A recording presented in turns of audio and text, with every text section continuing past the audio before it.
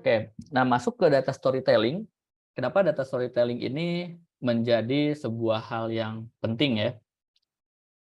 Nah, karena kalau di sini kita lihat semua story, semua cerita itu bisa punya data gitu ya.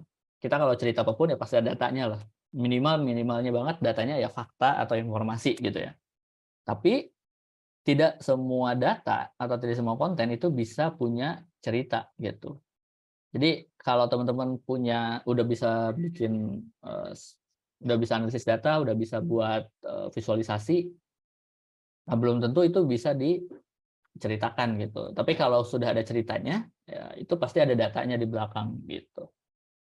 Nah terus saya dapat juga penelitian gitu ya, bahwa masih banyak company, ini 86% yang masih struggle untuk mentransformasi ya atau mengkonversi dari big data menjadi valuable insight atau menjadi sebuah decision gitu.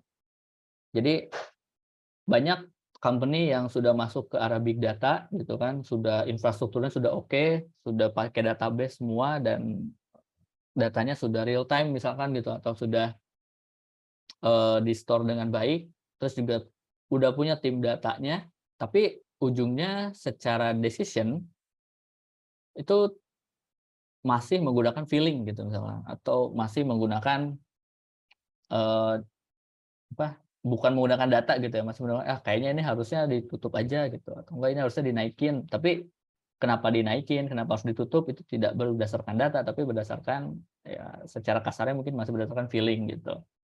Nah, buat apa juga kita punya database yang banyak, buat apa juga kita punya tim data yang banyak untuk analisis kalau ujungnya nggak dipakai. Nah, biasanya di dalam survei ini, dia menyebutkan kalau ya tadi 86% ini struggling karena secara datanya udah ada, tapi nggak bisa menemukan insight atau story saat dipresentasikan gitu. Nah, makanya di sini teman-teman diharapkan bisa untuk membuat tidak hanya menganalisis data gitu ya, tapi juga bisa membuat cerita dari data tersebut gitu. Mungkin nanti di bagian final project atau mungkin nanti kalau misalkan teman-teman mau buat portofolio gitu ya, tidak hanya bikin analisisnya, tapi juga bisa buat pointers-pointersnya, bisa juga buat presentasinya yang bagus seperti apa gitu. Nah, lalu di sini ada beberapa langkah nih untuk gimana sih caranya data kita ini, kalau di sini saya sebutnya datanya ini happy ending gitu. Karena kalau yang tadi, kalau datanya nggak dipakai, itu berarti kan nggak happy ending ya. Kita udah bikin data analisis, kita udah bikin banyak metode, terus udah bikin model, tapi ujungnya nggak dipakai. Berarti itu kan sad ending ya, jadi datanya nggak dipakai gitu. Tapi kalau happy ending itu data yang kita lakukan, rekomendasi yang kita berikan itu dipakai atau digunakan oleh decision maker gitu ya. Jadi oleh manajemen atau mungkin oleh tim lain di luar data gitu. Nah, di sini yang pertama untuk mempresentasikan sebuah data atau menceritakan sebuah data, itu yang pertama ini harus kita bisa mengidentifikasi audiensnya. Nah, jadi audiens ini penting karena berbeda audiens, berbeda juga cara kita mempresentasikan atau menampilkan datanya. Nah, di sini misalkan audiensnya apakah hanya satu grup gitu, satu grup ini misalkan tim data aja gitu atau mungkin tim marketing aja atau dia beda-beda audiensnya gitu, publik misalkan. Nah, kenapa ini menjadi penting? Karena kalau teman-teman mungkin presentasi di depan tim data lagi gitu ya, tim data analis lain atau tim data scientist misalkan, dari data analis ke data scientist, yuk.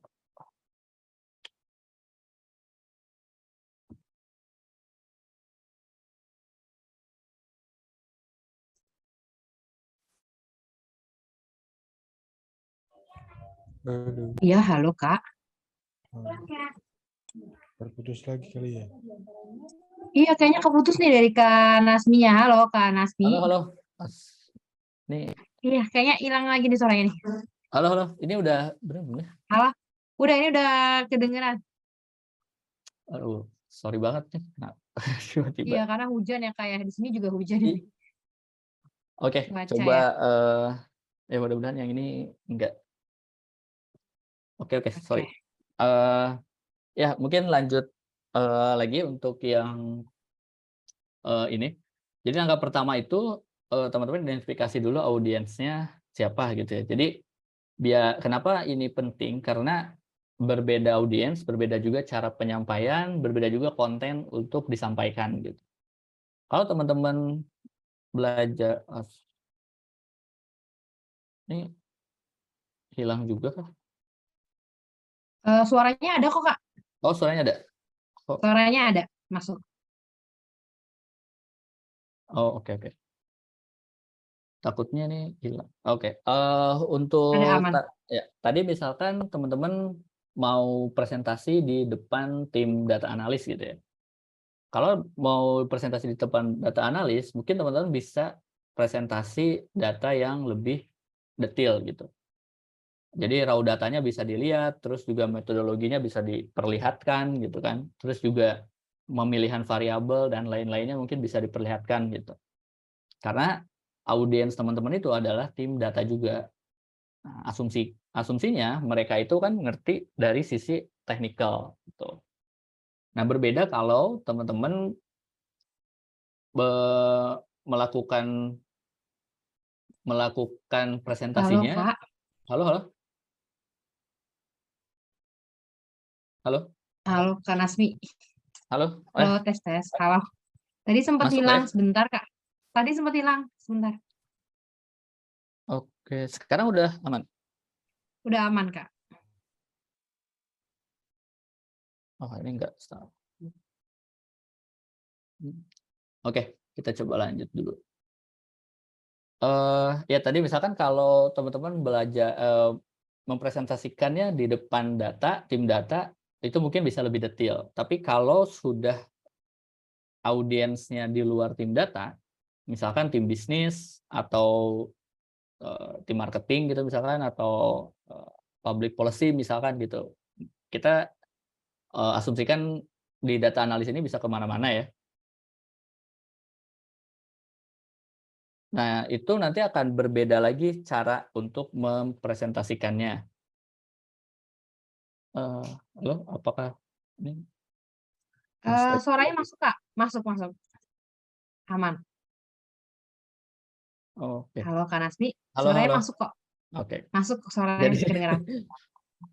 ya, terus kalau misalkan tim marketing aja atau di luar tim data, nah mungkin teman-teman nanti bisa lebih umum lagi gitu, hanya memperlihatkan yang sudah diolah gitu, atau mungkin yang sudah dilakukan pengolahan yang lebih lanjut, terus juga sudah disederhanakan dengan visualisasi-visualisasi gitu. Jadi kalau yang kita udah tahu audiensnya siapa, nanti kita bisa tentukan apa yang akan kita berikan gitu. Nah, jangan sampai ke tim marketing atau ke tim di luar data, tapi teman-teman mengasih raw datanya, script Python-nya. Nah, itu kan nggak efektif juga ya. Kita bukan untuk ngasih lihat skripnya gitu, tapi kita sebenarnya mau ngasih insight-nya apa gitu. Makanya kalau yang sudah lebih detail audiensnya, atau yang bahkan yang umum audiensnya, kita kasih interpretasi datanya yang lebih umum juga gitu. Nah, di sini selain kita bisa mengidentifikasi audiens, kita juga lihat nih objektifnya apa. Nah, apakah teman-teman ingin melakukan atau memberikan rekomendasi, atau hanya memperlihatkan fakta aja? Nah, kalau memperlihatkan fakta, misalkan teman-teman melakukan tadi misalkan dashboarding gitu ya, bikin dashboard. Nah, itu kan hanya melihatkan fakta tuh. Nah, kalau bentuknya hanya memperlihatkan apa yang terjadi, atau mungkin deskriptif dan diagnostik aja gitu ya, itu bisa misalkan gunakan dashboard gitu, atau gunakan visualisasi-visualisasi yang lebih umum dan juga datanya mungkin bisa lebih detail gitu. Karena teman-teman nanti bisa di situ bisa interaktif tuh, mau kalau dari brand ini gimana difilter, kalau mau dari waktu A sampai waktu B gimana difilter lagi gitu. Tapi kalau mau rekomendasi, kalau mau memberikan rekomendasi, nah ini agak beda. Teman-teman harus melakukan yang tadi, jadi yang di bagian business understanding gitu-gitu harus tetap dilakukan. Jadi biar tahu konteksnya. Ini saya mau melakukan analisis, terus saya mau rekomendasikan hal A. Jadi kita harus ada dulu background-nya apa, terus objektifnya seperti apa, analisis yang dilakukan apa, sampai nanti rekomendasinya adalah A, B, C gitu. Nah itu biasanya agak jarang menggunakan dashboard, karena kalau dashboard dia bentuknya kan interaktif dan kaya akan data ya. Tapi kalau buat rekomendasi itu harusnya lebih to the point. Biasanya tetap pakai presentasi kayak PPT gitu. Tapi data-datanya kita pilah-pilah yang memang mendukung rekomendasi tersebut. Nah, setelah teman-teman dapat objektifnya nih, misalkan mau pakai dashboard atau misalkan buat rekomendasi harus ada pointers-pointersnya. Nah, di sini teman-teman tentukan nih mana data yang kira-kira bisa membantu teman-teman untuk melakukan objektif ini. Oke, misalkan datanya data apa aja, kan datanya banyak tuh tadi, kita udah analisis banyak data, nggak harus semua datanya ditampilkan, tapi datanya yang benar-benar pas dengan rekomendasinya gitu. Benar-benar pointers-nya tuh apa. Misalkan rekomendasinya adalah kita harus assess tadi mobil bekas misalkan gitu ya, kita harus assess mobil bekas itu dari sisi brand dan kilometer misalkan gitu. Nggak peduli dia tahun berapa, nggak peduli dia servisnya di mana misalkan gitu. Tapi yang paling pengaruh itu adalah brand sama kilometernya masih muda atau enggak gitu. Atau masih sedikit atau enggak. Nah dari situ ya teman-teman nggak usah masukin data-data lain selain itu, tetap masukinnya yang pointers-pointersnya aja gitu. Atau kalau tadi prediksi rumah, yang kita tahu adalah prediksi rumah itu harga rumah itu dipengaruhi oleh luas tanah dan juga posisi rumahnya atau wilayah rumahnya. Dilihat kalau bahannya nggak berpengaruh, terus juga jumlah lantainya ya nggak berpengaruh juga misalkan gitu. Pokoknya kalau luasnya 100 terus di pusat kota itu pasti mahal misalkan gitu. Ya udah teman-teman masukin data-data yang mendukung aja gitu. Nggak usah data semua variabelnya dimasukkan, karena kalau semuanya dimasukkan dia akan mengaburkan fokus dari audiens gitu. Ntar malah ada pertanyaan-pertanyaan lain yang mengganggu kayak, kok kayak gini sih, kok kayak gini gitu. Nah itu untuk menghindari itu biasanya kalau saya memfilter dulu variabel-variabel atau data-data yang ingin ditampilkan gitu. Nah setelah teman-teman tahu datanya, terus juga tadi objektifnya udah tahu juga, terus audiensnya juga udah bisa diidentifikasi siapa, barulah masukin ke bagaimana kita menceritakan story-nya atau menceritakan data tersebut gitu. Termasuk di sini visualisasi apa nih yang pas, apakah visualisasinya pakai bar chart atau pakai line chart gitu, itu masuknya di sini nih. Jadi setelah datanya ada, baru kita tampilkannya seperti apa.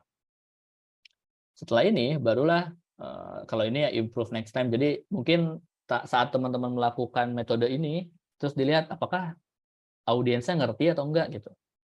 Takutnya banyak pertanyaan yang pertanyaannya itu bukan untuk menguji rekomendasinya, tapi lebih menguji datanya misalkan, karena secara datanya kurang clear. Oh berarti kita harus nyari data yang lebih pas terhadap rekomendasi gitu. Terus kalau audiensnya udah oke, berarti kita bisa mengulang lagi dengan metode yang sama ke kasus yang lain gitu. Terus juga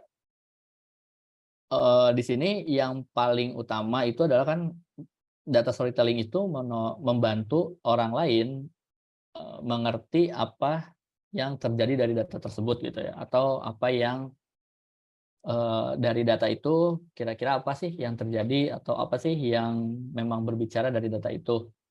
Nah, bisa juga teman-teman gunakan misalkan ini connect data to relatable size, time, or other things. Misalkan kalau kita mau cerita misalkan apa ya, cerita kalau kekayaan siapa Elon Musk misalkan nambah dari tahun lalu, misalkan ya nambah dari tahun lalu ke tahun ini itu nambah sekitar 200 miliar dolar misalkan gitu. Nah, kalau 200 miliar dolar dalam setahun itu kan ada orang yang nganggap oh itu gede tapi dalam setahun kan. Atau mungkin ada juga yang nggak kebayang sebenarnya seberapa besar sih gitu. Nah, dari setahun kita sebenarnya bisa ganti konteksnya menjadi misalkan per bulan atau per hari atau per jam atau bahkan per detik gitu. Misalkan kalau kayak 200 miliar dolar per tahun, berarti itu kalau per detik itu sekitar misalkan 1 juta dolar gitu. Itu kan lebih kebayang ya kalau kayak Elon Musk misalkan penambahan per detiknya itu nambah kekayaannya 1 juta dolar, itu kan jadi kebayang, wah ya berarti sebanyak itu karena setiap detik aja nambahnya 1 juta dolar gitu.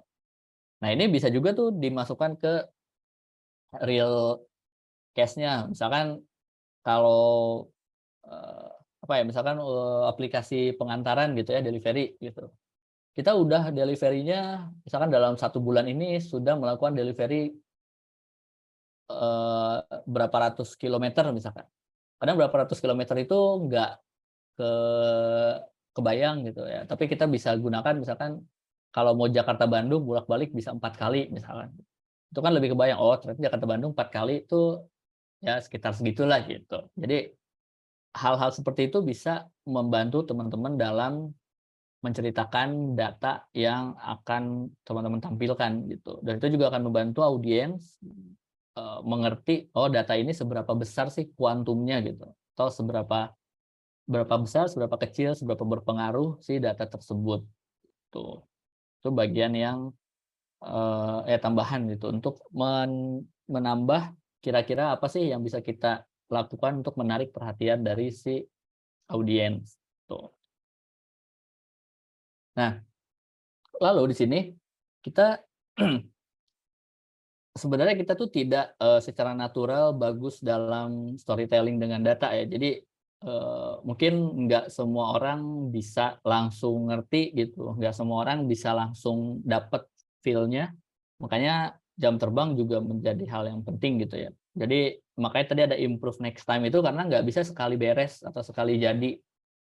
Saya juga sekarang udah setahun misalkan di company yang sekarang setahun lebih itu ya pas presentasi ada aja yang misalkan miss gitu, ada aja yang orang nggak ngerti dengan apa yang saya sampaikan gitu.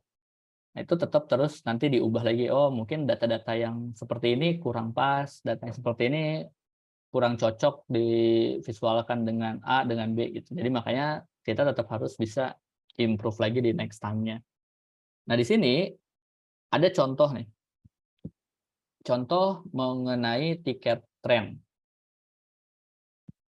Jadi ada sebuah data yaitu tren tiket dari yang tiket diterima sama tiket diproses. Nah, jadi di sini ada dari Januari sampai Desember. Terus di sini ada performance-nya. Jadi yang biru ini adalah tiket volume yang diterima. Di sini ada 160, di sini juga ada 160 juga. Nah, kalau yang merah adalah tiket yang diproses. Jadi misalkan ceritanya di sini adalah perusahaannya ini, misalkan perusahaan tiketing gitu ya. Jadi ada tiket yang masuk, terus ada tiket yang diproses berapa gitu. Nah, di sini kita bisa lihat trennya. Kita fokus dulu ke yang bar chart ini ya. Kan bisa jadi untuk yang bagian untuk data-data seperti ini kan mau pakai bar chart sebenarnya nggak apa-apa juga ya. Boleh-boleh aja. Jadi di sini kita lihat nih trennya. Nah, cuman kalau trennya seperti ini, kita nggak secara langsung bisa lihat adanya gap gitu. Kalau lihatnya yang biru aja, kita nggak bisa lihat kan kayak ada penurunan atau ada kenaikan yang signifikan. Kita lihatnya oh trennya ya dia turun di tengah tahun, terus agak naik lagi di akhir tahun gitu. Tapi kalau teman-teman bisa ngeh gitu ya, bisa dapat sense buat storytelling, kita bisa mengubah data ini menjadi sebuah visualisasi dengan line seperti ini.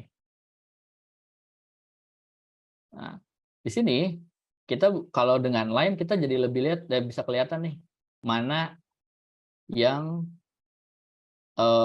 ada perbedaannya. Oh, ternyata dia ini agak beda setelah Mei. Setelah Mei ini ada gap yang makin lebar antara tiket yang diterima dengan tiket yang diproses. Berarti kan ada gap berapa tiket yang tidak diproses ya. Nah, kelihatan di sini kalau yang naik itu atau gapnya naik itu setelah Mei. Mei, Juni agak naik, Juli juga ada gap, Agustus gapnya makin tinggi dan seterusnya. Nah, sebenarnya kalau ini kita masih masuk ke deskriptif. Tapi pas kita lihat kenapa sih dia naik? Kenapa sih dia ada gap ya? Gapnya naik gitu. Ternyata kita tahu, oh di Mei itu ada 2 karyawan yang resign gitu, atau 2 karyawan yang mengundurkan diri gitu ya. Jadi kita berkurang nih 2 karyawan di Mei. Nah, ternyata setelah 2 karyawan ini hilang di Mei, performance kita jadi menurun. Nah, setelah ini kan ini masuk ke diagnostik ya. Diagnostik. Jadi setelah kita tahu yang terjadi, oh yang terjadi ada gap, baru kita lihat nih deep dive. Kenapa ini bisa terjadi? Oh ternyata ada 2 employee yang quit di Mei gitu. Jadi ada 2 employee yang mengundurkan diri nih di Mei. Nah, setelah itu kita udah tahu tuh, kita diagnostik, kita udah tahu hasilnya apa, baru kita buat sebuah rekomendasi. Rekomendasinya apa? Rekomendasinya adalah approve 2 full-time employee gitu. Makanya di sini si rekomendasinya dijadikan sebuah judul langsung.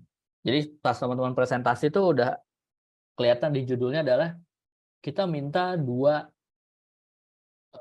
karyawan baru gitu, atau kita minta karyawan baru yang udah apply itu diterima gitu.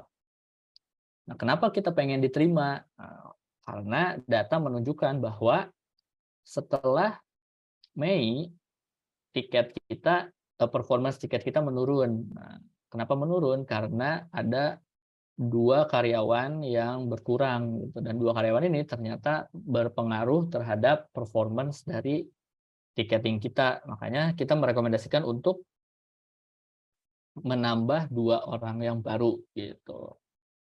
Nah, ini ada beda nih, datanya sama nih, cuman kalau tampilannya beda, pesannya juga akan beda gitu. Kalau ngelihat tiket tren ini terus rekomendasinya adalah please approve hire to full time employee ini nggak akan langsung orang nangkep gitu. Pasti ditolak, bukan itu, pasti ditolak. Maksudnya pasti membingungkan gitu. Karena ya kenapa harus nambah 2 orang baru? Memang trennya kenapa sih? Trennya tuh ada apa di tren ini gitu kalau ngelihat bar chart ya. Cuman kalau pas ngelihat line chart, oh dia ada nih perbedaan gitu. Jadi dari yang tadi tuh teman-teman udah tahu ya, misalkan dia objektifnya kita mau present ke manajemen misalkan, terus kita mau kasih rekomendasi. Ya udah, untuk rekomendasinya kan sebenarnya rekomendasinya adalah ini. Rekomendasinya adalah kita tuh pengen hire yang baru nih gitu. Kenapa dengan ini? Kenapa harus hire yang baru? Ya kita butuh orang baru karena setelah 2 orang hilang, ini kita performance-nya menurun gitu.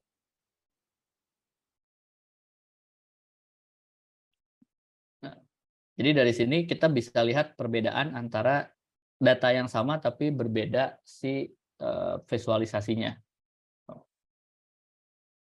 Oke, mungkin ada komentar atau pertanyaan dulu, silakan. Ya, mungkin teman-teman kalau yang ada mau tanya bisa raise hand atau bisa ketik juga di kolom chat, atau mau langsung lanjut ke materi selanjutnya. Karena untuk peserta bootcamp, pertemuan hari ini adalah pertemuan terakhir bersama expert ya. Jadi teman-teman apabila ada yang mau ditanyakan, masih punya waktu nih untuk bertanya kepada Kak Nasmi, karena untuk selanjutnya teman-teman tinggal mengerjakan final project. Jadi kalau misalnya ada yang mau ditanyakan dari teman-teman semua, bisa banget langsung raise hand atau bisa ketik di kolom chat. Tapi jika belum ada mungkin bisa langsung lanjut ke materi selanjutnya kali ya Kak Nasmi. Oke, ya. Ini sambil aja ya, jadi kalau mau tanya silahkan gitu. Dan ini nggak hanya dari sisi materi hari ini ya. Jadi karena tadi yang terakhir mungkin kalau ada pertanyaan-pertanyaan dari materi sebelumnya yang mungkin saya bisa jawab, saya akan jawab di hari ini gitu. Oke. Nah, selanjutnya ini juga ada kasus yang mirip-mirip nih. Nah, di sini judulnya adalah mungkin ada story dari datanya. Cuman setiap tools itu nggak tahu apa yang diceritakan. Kenapa ke sini? Jadi kalau di sini kasusnya adalah kita punya sebuah data dari sebuah survei gitu ya. Surveinya adalah sebelum dan sesudah. Nah, ini survei dilakukan ke anak-anak dan jadi di sini tuh konteksnya kita mau buat sebuah program terhadap anak-anak nih, terhadap sebuah ya sekelompok anak gitu. Nah, programnya adalah program untuk meningkatkan awareness terhadap data science misalkan gitu. Atau ya data analisis kalau di sini.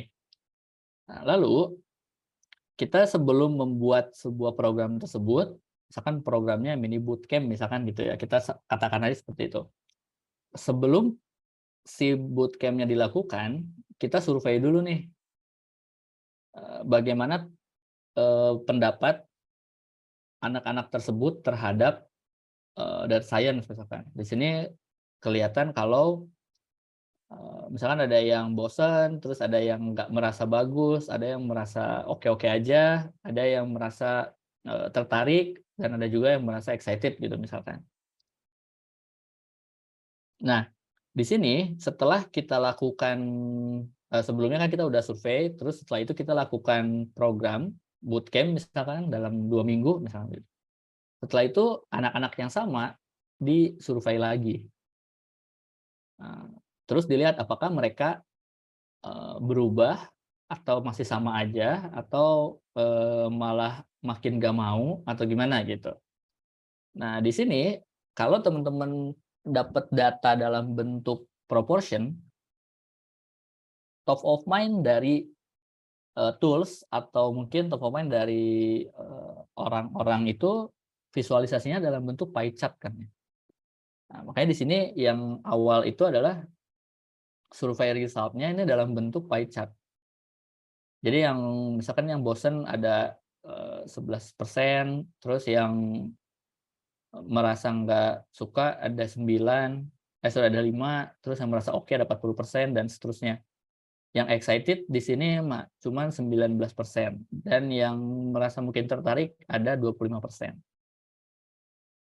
Nah, dari sini kita lihat nih yang selanjutnya post program gitu ya. Dibuat pie chart lagi. Yang pie chart-nya di sini yang boring-nya jadi 12, yang masa not great-nya jadi 6, yang oke-nya jadi 14, terus yang tertarik jadi 30, dan yang excited jadi 38. Nah, kalau dua data ini ditampilkan, kita agak susah menarik kesimpulan, kita agak susah menarik insight-nya. Padahal ya datanya sama. Terus kita tampilkan dengan pie chart nggak salah-salah banget gitu. Cuman kalau kita tampilkan dengan pie chart, kita nggak bisa melihat before after-nya. Kita nggak bisa langsung melihat, oh ada perubahan nggak, ada pergerakan nggak gitu. Kita cuma bisa lihatnya harus dibanding-bandingin.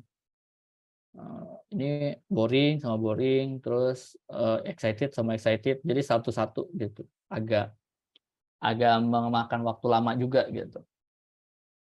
Nah, kalau yang sudah mungkin udah sering membuat visualisasi, udah sering membuat data storytelling. Nah, bisa jadi nanti ini bisa diubah nih dengan menggunakan bar chart seperti ini. Nah, ini datanya sama, cuman tampilannya beda. Kalau datanya seperti ini, kita jadinya kelihatan nih. Kalau sebelumnya kan yang kuning ini before nih. Before program, mayoritasnya ini hanya merasa ya oke-oke aja. Karena kelihatan kan yang biru, yang kuning itu banyakan adanya di sini di tengah. Tapi after program, banyak anak-anak ini sudah mulai tertarik bahkan excited gitu. Karena kalau lihat di biru, chartnya lebih condong ke arah sini. Gitu. Nah, maka dari data ini kita membuat kesimpulan kalau pilot programnya ini sukses. Jadi kalau misalnya yang tadi bootcamp gitu ya, bootcampnya berarti sukses. Karena kenapa? Karena yang sebelumnya hanya merasa oke atau bahkan masih ya sedikit lah yang interest sama yang excited. Nah, sekarang jadi sudah banyak. Gitu. Nah, balik lagi nih, 2 perbandingan dari data ini, datanya sama, visualnya tapi beda. Nah, ini akan membuat kesimpulan yang beda juga, atau insight dan intuisi orang tuh jadi beda ngelihatnya gitu. Kalau kita bandingkan 2 pie seperti ini kan agak bingung. Tapi kalau kita bandingkannya dalam bentuk bar chart, ya ini akan lebih intuitif dan juga sudah lebih bisa menangkap pesannya gitu. Nah, makanya selain tadi datanya yang mendukung apa, nah kira-kira gimana nih cara memvisualisasikan atau menceritakan data tersebut gitu.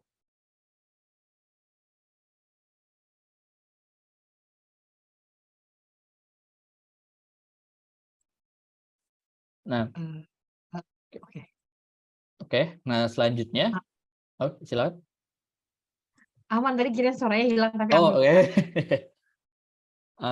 Oke. Nah, ini untuk contoh-contoh data storytelling yang mungkin bisa menjadi referensi teman-teman bedanya, dan kira-kira tampilan yang membedakan itu akan juga membedakan dari sisi rekomendasi, dari sisi insight, dan juga dari sisi penangkapan audiens gitu ya.